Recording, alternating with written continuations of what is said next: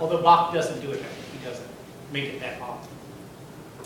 So this is a very good example of the interlocking pattern, and it is an excellent example of how complex the music seems when you take something like this very simple idea and use it as a germ and spin it out. I mean, you're getting chords that just, where did E minor come from? Where's an F sharp minor come from? And then it makes perfect sense once you kind of unlock the key to what he's doing. The good news, as I said, this will not be on the final. I mean, it would, this particular thing, it would take you so long to try to figure it out. It would be something you need to, if you were analyzing something like this, like I say, you'd look at it, you'd try a few things, it wouldn't work, you'd sleep on it, the next day you'd try it again. And hopefully you would get some kind of muse or something would help you out, and you'd kind of wake up going, well, what if it was this? But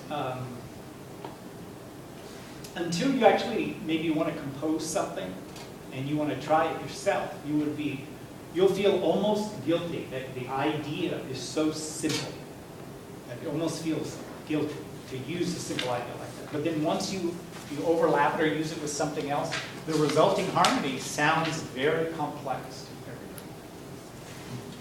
everybody. We have cadence, but we're still kind of considered calling it tonalization. No, it is. No, it's tonicization.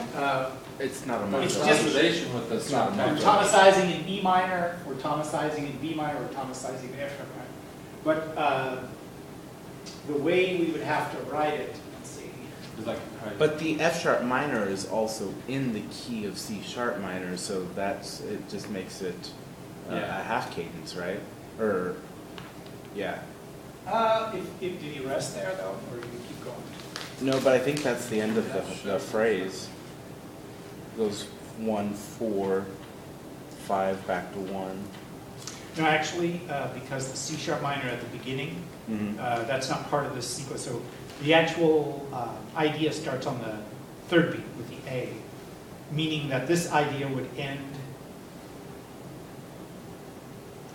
Oh, it is a little strange. So it's 1, 2, 3, 4.5 measure for a phrase. So that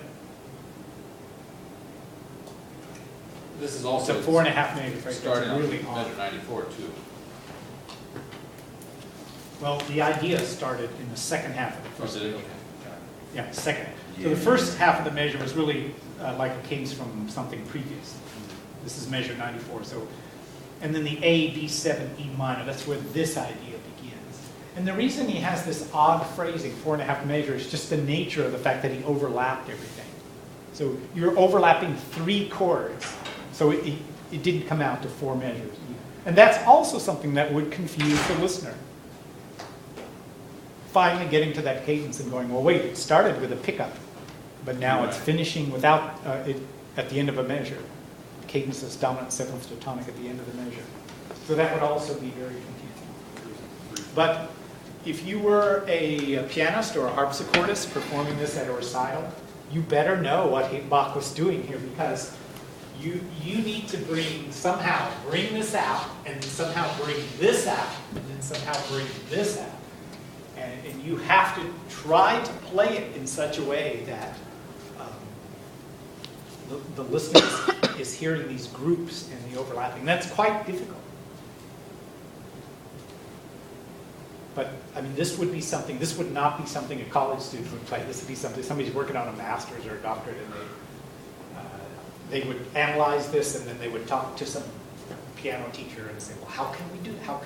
What could I do to bring that out? And then you would hash out ideas, and finally you would try to bring it out, whether, how successful you do. But if you listen to Bach's Well-Tempered Clavier, which I believe this is what yeah. So he has a prelude and a fugue in every single key signature, major and minor. He starts out prelude in C, fugue in C. Prelude in A minor, fugue in A minor. And he goes around the circle of fifths, every single key signature, including C sharp major and A sharp minor, A flat minor, C flat minor, every single key. But the ones where, strangely enough, when he gets to the C sharp major and these ones with lots of sharps and lots of flats, that seemed to be where he got the most daring. My guess is, since he was such a great player, he kind of assumed not many people would play those. That's not the first thing you would pick, would be A sharp minor prelude or a C sharp major, especially something that went very quickly. So he really did all this daring stuff in those multi-sharp and multi-flat keys. And my guess is he was so good, he kind of figured, oh, no one's going to play this but me, so I might as well make it really intellectual. Because nobody's going to do it at a recital. It's just going to be me. And sure enough, you hardly ever hear those at a recital. They're just so difficult to do. Maybe a master's recital. So this is kind of what I was talking about when I said, you know, I looked at Beethoven's Fifth when I was an undergraduate, and again when I was a graduate, and then when I was doctorate, and each time there's like a deeper layer. So this is something you're not going to see the first time you try to analyze something. This is pretty deep. But it just goes to show how deep Bach was. I mean, this is the Baroque period. I mean, if Beethoven was doing this, I would go, wow, this is Bach. He died in 1750, so this is 18th century. He was ahead of the game here. So you know the story of Well-Tempered Clavier, that book he put together. The reason he put it together with every single key signature is there was a new tuning system, the Well-Tempered tuning system. So before that, when a keyboard was tuned, you could tune it to any key that you wanted, but you could only go to closely related keys before it started to go out of tune. So if your keyboard were tuned to, say, C, then you could play in C, A minor, and then you could go in F, D minor, and G, and E minor. But if you went one more to A or E flat, it would start to sound out of tune because they were using kind of a nature's tuning, which doesn't lend itself to a chromatic scale. So the well-tempered way of tuning adjusted notes. This was